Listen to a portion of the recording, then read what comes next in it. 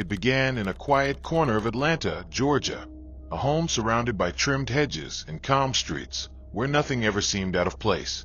Yet months later, that same home would become a crime scene, sealed off with tape and flashing lights. Inside, detectives whispered one question: how did love turn into this? Rachel and Caleb Monroe had lived here for 7 years. 2 children, 2 matching SUVs, and a life that looked enviable from the sidewalk. But inside those walls, affection had been replaced by polite silence. Caleb had lost his job 6 months earlier. Bills piled up, conversations thinned. Rachel spent more time away, her laughter now reserved for her phone screen. Neighbors described them as steady, but they hadn't seen the distance growing inch by inch. They hadn't heard the late-night arguments, or the single message that would set everything in motion. Caleb noticed first the small things: the way Rachel kept her phone face down, the gym bag that stayed packed even on rest days, the faint trace of cologne that wasn't his. He told himself he was being paranoid, but doubt is patient, it waits. Each night, as Rachel scrolled through her phone, Caleb watched her reflection in the window. She smiled at messages she quickly deleted. The sound of her notifications became a pulse in his mind. When she began staying late for fitness sessions, he offered to drive her. She declined, almost too quickly. The next morning, he checked her gym's website. Her name wasn't on the class list. That discovery landed like a slow burn in his chest. He didn't yet know about the 5 men, the messages, or the house in Buckhead, but his gut told him something was wrong, and soon he would find proof. It happened on an ordinary Tuesday afternoon. Caleb was searching for his daughter's tablet when he found Rachel's open chat thread. What he saw stopped him cold. The messages were playful at first, gym jokes, emojis, but beneath them lay something darker. Names, times, a luxury Airbnb address near Buckhead. There were 5 men, all local. Each message was more suggestive than the last. Her words, the same ones she once whispered to him, now written to strangers. Caleb's chest tightened. He scrolled, reading until his hands shook. He stared at the screen, the glow illuminating a truth too raw to face. This wasn't just infidelity. It was organization, repetition, almost routine. Yet he said nothing. Not that night. Not the next. He deleted nothing, only memorized every name, every timestamp, because something inside him had shifted from suspicion to silent obsession. Caleb stopped sleeping. The house became his surveillance post. He tracked Rachel's phone, checked receipts, copied numbers, and watched her GPS pin flicker across the city like a pulse. Every time she left, his stomach turned. He told himself it was to protect his family, to know the truth before it destroyed them. But the line between protection and obsession blurred quickly. He started timing her trips, comparing her stories to what he saw on her location history. None of it matched. One evening, he followed her discreetly. She parked near a downtown cafe, but instead of going inside, she met someone in another car. Caleb couldn't see the man's face, just a handshake, a smile, and a hug that lasted too long. He sat there in silence, gripping the steering wheel until his knuckles whitened. That was the night Caleb stopped trusting coincidence. Friday evening, Rachel said she was meeting friends for a girls' night. Her voice was calm, rehearsed. Caleb waited until her taillights disappeared before following, keeping 2 cars behind. She stopped at a luxury Airbnb perched above Buckhead skyline. Through half-drawn curtains, laughter spilled into the night. 5 men, all familiar names. He parked across the street, phone camera ready. For hours, he sat in the dark, watching her drink, flirt, and eventually disappear into a room with them. His hands trembled as he recorded everything. Anger burned through his veins, but he didn't move. When Rachel finally emerged hours later, hair tousled, heels in hand, Caleb stayed frozen behind the wheel. The footage played back on his phone like a nightmare on loop. That night, something inside him broke quietly. He didn't know it yet, but someone else had been watching too. Dawn crept through the blinds when Rachel returned home. She moved with the calm of someone convinced her secrets were still safe. Caleb sat at the kitchen table, pretending to sip coffee, the camera footage still fresh in his mind. They exchanged routine words. "You're up early. Rough night?" but each one carried a weight neither could name. The silence between them wasn't emptiness. It was loaded, waiting to explode. Later that morning, Rachel cooked breakfast for the kids, humming softly, as if nothing had changed. Caleb watched her every movement, trying to find guilt in her expression. But she didn't flinch. When she kissed him on the cheek before leaving for work, he felt his chest tighten. He wanted to speak. He didn't, because somewhere in his mind, a question had already taken root.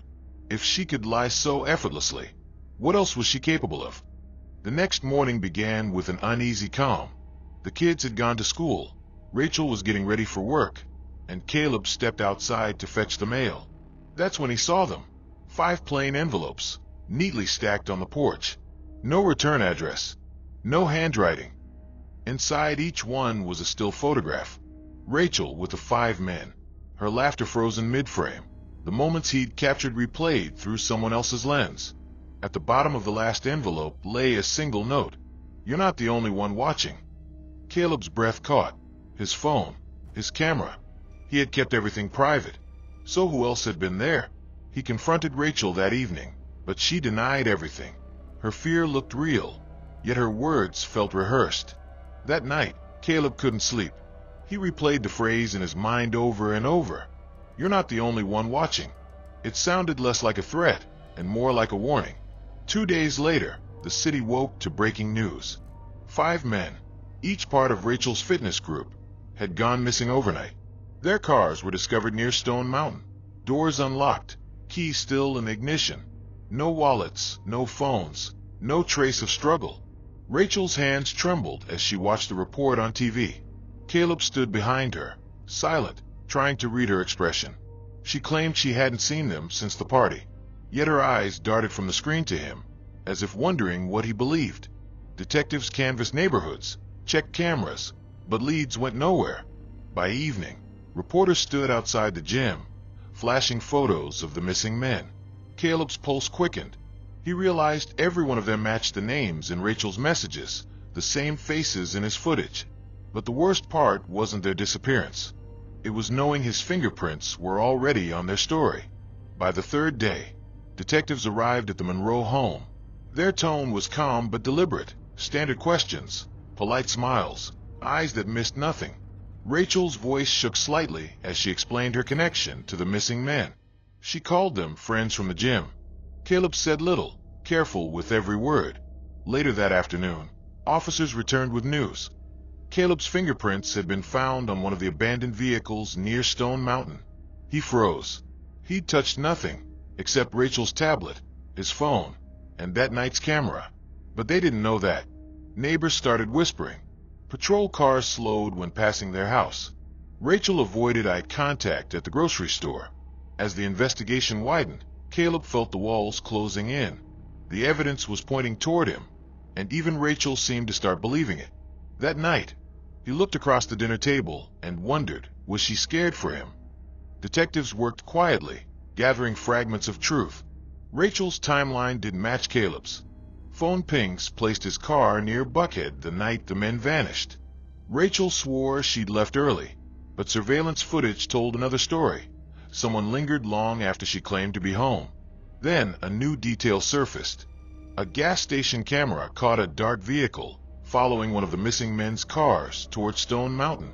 The driver's face was hidden, but the silhouette was familiar. Same height, same build as Caleb. When detectives showed him the image, he stared for a long time before saying a word. "That's not me," he whispered.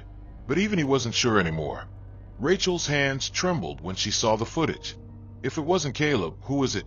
Because whoever that figure was, they knew both of them well enough to move in perfect silence. Detectives returned with new data. Phone records, GPS timestamps, and traffic camera stills. Each one chipped away at Caleb's version of events. His phone had pinged near Stone Mountain the same night the 5 men disappeared. Rachel listened as they read it aloud, her face pale, her voice caught between disbelief and dread. When the officers left, she cornered him in their kitchen. "Were you there?" she asked. Caleb's silence lasted too long. He admitted following her that night, watching from his car. The confession shattered whatever trust remained. Their argument turned raw, years of resentment crashing all at once. Caleb accused her of destroying their family. Rachel fired back that his anger had been waiting for a reason. As she slammed the door behind her, Caleb stared at his reflection in the window. For the first time, he wondered, had he become exactly what she feared? 2 nights later, Rachel received an email from an untraceable address. No subject line, no text, just a video file titled Proof. Her hand trembled as she pressed play. The footage showed one of the missing men being forced into a car in a dimly lit parking lot. The camera angle was shaky, but the voice in the background caught her breath. It was low, angry, distorted, but hauntingly familiar. It sounded like Caleb. She called him immediately, demanding answers. He denied it, but his voice cracked under the pressure. He swore he'd never hurt anyone. Still, Rachel replayed the clip over and over, listening to that voice echo through her headphones. When detectives later analyzed the video, they couldn't identify the speaker, but the timestamp placed it just hours after the Buckhead party. And now, the question wasn't just who took the men. It was who wanted Rachel to see this. Caleb couldn't sleep. Every shadow outside his window felt like it was moving. He decided to fight back, not with anger, but proof. He created a fake account in Rachel's fitness group, posing as her. The post was short. Need to talk tonight. Same place. If someone was still watching, they'd respond. Hours passed before a message appeared, one of the missing men's usernames. I'll be there. That night, Caleb drove to an empty parking lot near the edge of town. Rain tapped against his windshield as he waited. At 10:42 p.m., a black SUV pulled in. 2 men stepped out. Caleb lifted his phone to record, but another car appeared behind them, an unmarked sedan with tinted windows. He zoomed in, and his breath caught. One of the men from the SUV was supposed to be dead, and whoever was driving the second car seemed to know Caleb was there. The next morning, Caleb found the courage to confront the man he saw. What he learned twisted everything he thought he knew. The fitness group Rachel had joined wasn't about workouts. It was a private network built on exploitation. The men had been recording women through hidden cameras at events and private meetups. Rachel had been one of dozens, her trust, her image, all used for profit. When Caleb discovered the truth that night in Buckhead, someone else saw an opportunity. The missing men weren't victims of random violence. They were silenced by their own accomplices. And Caleb? He'd been framed perfectly. His footage, his obsession, his fingerprints, all planted pieces of a cover-up. Rachel broke down as he revealed the truth, realizing she had been the bait. But as Caleb spoke, her phone buzzed with a text from an unknown number. You shouldn't have tried to expose us. Weeks later, detectives traced the anonymous messages to a rented storage unit near downtown Atlanta. Inside, they found rows of hard drives, servers, and labeled boxes. The files contained thousands of videos, hidden recordings of couples across the city. Every file was time-stamped, cataloged, and sold to anonymous buyers. Among them was Caleb's footage from that night. But there was one more clip, one no one had ever seen. It showed a masked figure entering the Buckhead Airbnb after Rachel left. The person unplugged cameras, gathered phones, and loaded the men's belongings into a van. When the mask tilted toward the lens, the reflection in the mirrored wall showed something chilling.